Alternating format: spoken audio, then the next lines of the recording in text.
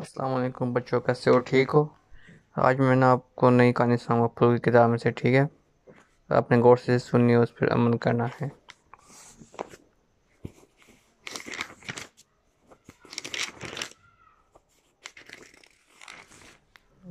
یہ کہانی سے پڑھ لی ہے۔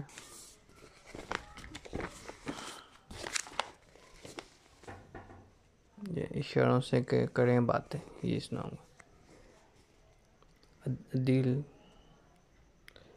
عدیل کافی دیر سے خاموش بیٹھا اپنی بہن تحریم کو کام کرتے دیکھ رہا تھا۔ اس کا دل چاہا کہ وہ بھی کچھ لکھے، مگر ابھی اسے لکھنا نہیں آتا تھا۔ اس نے پاس بڑے پینسل یا باکس سے پین نکال کر اپنے ہاتھ پر لائنیں کھینچنا شروع کر دی تو تحریم نے فوراً غصے سے پین چھین کر واپس پینسل باکس میں رکھا اور اس کی زپ بند کر دی۔ عدیل نے معصومانہ نظر تحریم پر ڈالی، مگر تحریم نے اسے نظر انداز کر کے اپنا کام جاری رکھا۔ اتنے میں تحریم کی امی نے اسے آواز دی، تحریم بیٹا، نوڈلز تیار ہیں، آ کر لے جا۔ تحریم نوڈلز کا نام سنتے ہی دوڑی گئی، اور کیونکہ اسے بہت بھوک لگی تھی، بیڈ سے اٹھتے ہوئے عدیل کو غصے سے دیکھتی ہوئی بولی، خبردار جو تم نے میری کسی چیز کو ہاتھ لگایا۔ یہ کہہ کر تحریم کمرے سے باہر نکل گئی۔ تحریم جیسے ہی کمرے سے باہر نکلی، عدیل کی نظریں پینسل باکس میں پڑے پین کی جانب ہو گئیں۔ اس نے جلدی سے پین نکالا اور تحریم کی کاپی پر لکھنے کی کوشش میں لکیریں بنا کر خوش ہونے لگا۔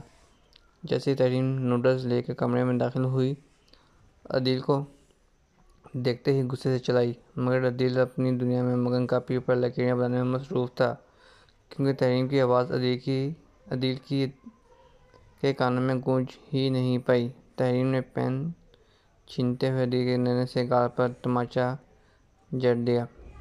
تھپڑ پڑتے ہی عدیل کو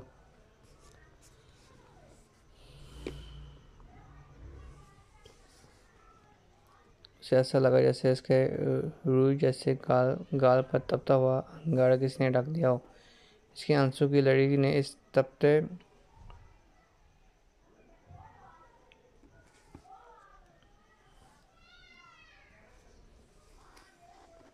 جیسے گال پر تپتا ہوا انگارہ کسی نے رکھ دیا ہو۔ اس کے آنسو کی لڑی نے اس تپتے گال پر لاوے کا کام کیا، مگر وہ آنسو صاف کرنا صبر سے اپنی امی کے پاس دوڑ گیا اور امی کی گود میں سر رکھ کر رونے لگا۔ ماں اسی وقت سمجھ گئی کہ تحریم نے عدیل کے ساتھ کیا کیا ہے۔ عدیل نے روتے ہوئے کمرے کی جانب اشارہ کیا تو ماں نے اسے پیار سے چپ کروایا اور ساتھ میں خود بھی رو پڑی۔ ماں کے پیار کرنے کی دیر تھی کہ وہ مسکرا کر پھر ماں کے گلے لگ گیا۔ ایک ماں ہی تو تھی جو اسے سمجھتی تھی، اس کی ہر بات جو وہ کہنا چاہتا تھا۔ ماں نے اس کا ہاتھ تھاما اور تحریم کے کمرے میں لے گئی۔ تحریم غصے میں اپنے بستر سے چیزیں اکٹھی کر رہی تھی۔ عدیل کو ماں کے ساتھ کمرے داخل ہوتے ہوئے دیکھتے ہی پیچھے چلائی، اس کو لے جائیں یہاں سے، اس نے میرا ہوم ورک خراب کر دیا ہے۔ تحریم کی امی نے فوراً تحریم کو ٹوکا، تحریم یہ تمہارا چھوٹا بھائی ہے، اسے پیار سے سمجھانا تمہارا فرض ہے، نہ کہ تم اس کو ڈانٹتی رہو۔ تحریم نے غصے سے عدیل کو دیکھتے ہوئے کہا، یہ نہ یہ بول سکتا ہے، نہ اسے کسی کی بات سنائی دیتی، آخر اس کو کیسے سمجھاؤں؟ ماں نے تحریم کا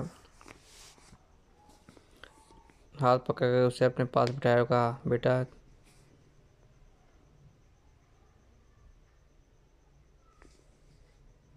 تحریم، تم بڑی ہو، تمہیں یہ سمجھنا چاہیے کہ تمہارا بھائی قوت گویائی اور سماعت سے محروم ہے، اور وہ ہماری طرح سن و بول نہیں سکتا۔ تحریم چڑھتے ہوئے بولی، اس کو میری بات اور کیا کسی کی بات سمجھ نہیں آتی، بس آپ ہی کی بات سمجھ لیتا ہے۔ ماں نے مسکراتے ہوئے کہا، وہ اس لیے کہ میں اس کے اشاروں کی زبان کو سمجھتی ہوں۔ عدیل اگر سن اور بول نہیں سکتا تو اللہ سبحانہ وتعالیٰ نے اس کو ایک مہارت سے نوازا ہے کہ وہ اپنے ہاتھوں کے اشاروں کے ذریعے اپنی بات کہہ سکتا ہے اور دوسروں کے ہاتھوں کے اشاروں کو دیکھ کر بات سمجھ سکتا ہے، اور اسی لیے اپنے بیٹے کی بات کو سمجھنے اور ان سے بات کرنے کے لیے میں نے اس کی زبان یعنی سائن لینگویج سیکھی اور عدیل کو بھی سکھائی۔ تحریم بیٹا، عدیل تمہارا بھائی ہے، اس سے بات کرنا، اس کی بات کو سننا ہماری ذمہ داری ہے، اور اس کے لیے ہم ہمیں اس کی زبان یعنی سائن لینگویج کو سیکھنا ہوگا۔ اگر ہم اس سے بات نہیں کریں گے تو کیسے اپنی زندگی میں آگے بڑھ سکے گا؟ یہ کہہ کر ماں نے عدیل کو اشاروں میں سمجھایا کہ بہن کی چیزوں کو دوبارہ نہیں چھیڑنا۔ ماں کی بات سمجھتے عدیل نے سر ہلایا اور تحریم کو دیکھتے ہوئے سوری دوبارہ ایسا نہیں کروں گا کا اشارہ کیا۔ تحریم نے عدیل کو دیکھتے ہوئے کہا یہ کیا کہہ رہا ہے؟ ماں نے مسکرا کر عدیل کو گود میں اٹھاتے ہوئے کہا یہ تمہیں سوری بول رہا ہے اور کہہ رہا ہے کہ دوبارہ نہیں کرے گا۔ یہ سن کر تحریم بولے ارے یہ آپ کی بات کتنی آسانی سے سمجھ لیتا ہے نا، کیا میں بھی سائن لینگویج سیکھ سکتی ہوں؟ ہاں کیوں نہیں، کل سے تم بھی میرے اور عدیل کے ساتھ سائن لینگویج سیکھنے چلنا، ہم مل کر سائن لینگویج سیکھیں گے۔